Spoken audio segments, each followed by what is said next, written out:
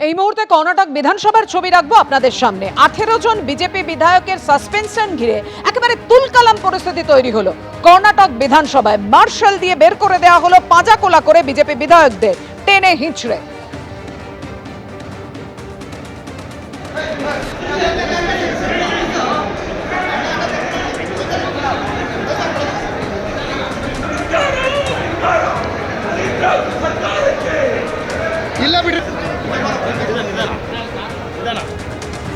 আমার বিরুদ্ধে খুনের চক্রান্ত হয়েছিল বিস্ফোরক অধীর রঞ্জন চৌধুরী, এবং তিনি যা যা কথা বলছেন, বদলার জন্য জেল থেকে অনেককে ছেড়ে দেওয়া হয়, আমাকে খুনের জন্য এক বন্দীকে সুপারি দিয়েছিলেন এক এসপি।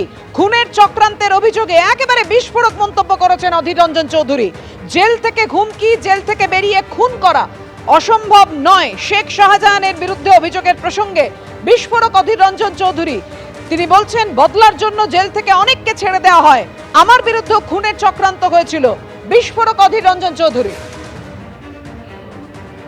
এখনো তো জেলখানা থেকে বেরিয়ে এসে কিছু করেনি, এটাই ভাগ্যি। পশ্চিমবঙ্গে এই ঘটনাও আছে, ভারতবর্ষে এই ঘটনা আছে।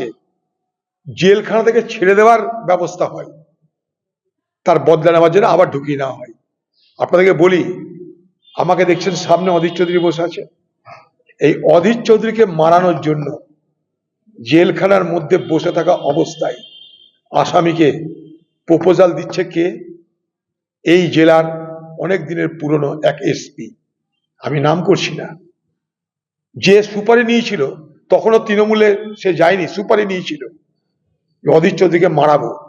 তাই জেলখানার ভেতরে বসে থাকা আসামিকে প্রতিনিয়ত পরামর্শ, প্ররোচিত এবং জেলখানায় ইন্টারভিউর নামে, জিজ্ঞাসাবাদের নামে গিয়ে তাদের উপর চাপ সৃষ্টি করা হয়েছিল। জেলখানা থেকে বার করে দেবো, মেরে আবার ঢুকিয়ে নেবো জেলে। জেনে রাখুন আপনারা। অর্থাৎ এই বাংলায় এটা কিন্তু অবাক করার মতো কোনো ঘটনা নয় যে যারা আজকে জেলের মধ্যে বসে হুমকি দিচ্ছে, তারা জেল থেকে বেরিয়ে খুন করে আবার জেলে ঢুকে যাবে না। এটা কিন্তু অবাস্তব নয়, অকল্পনীয় নয়।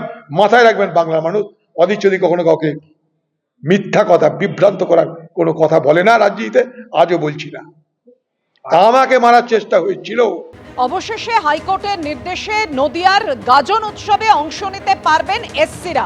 আপনারা জানেন, আজকে হাইকোর্ট এমনই নির্দেশ দেয়, গাজন উৎসবে নজরদারির দায়িত্ব দেওয়া হলো জেলা জজকে। উৎসব শেষ না হওয়া পর্যন্ত 3 দিন অন্তর রিপোর্ট দিতে হবে কালীগঞ্জ থানার ওসিকে।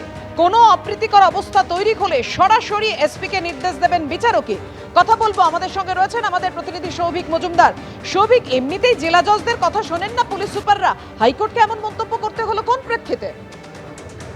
দেখো, হাইকোর্টের তরফে এই মন্তব্য করা হয়েছে, কিন্তু এই মন্তব্যের কোনো বিস্তারিত ব্যাখ্যা মাননীয় বিচারপতি তীর্থঙ্কর ঘোষ দেননি।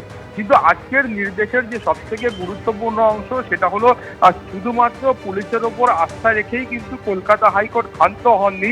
এই পুলিশ আধিকারিকদের মাথার ওপরে ডিস্ট্রিক্ট জজকে তিনি নিযুক্ত করেছেন পর্যবেক্ষণের জন্য।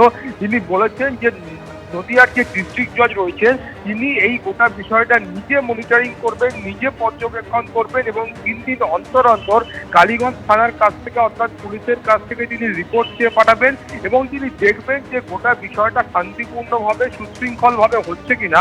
সেই বিষয়টা তাকে নিজেকে দেখতে হবে। এই মর্মেই কলকাতা হাইকোর্টের তরফ থেকে নির্দেশ দেওয়া হয়েছে।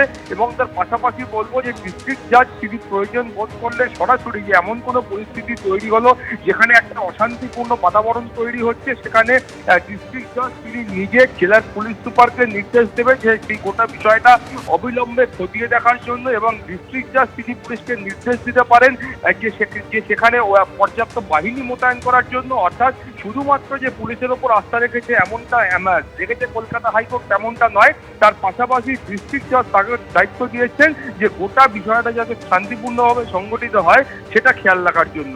পাপিয়া, ধন্যবাদ তোমায়।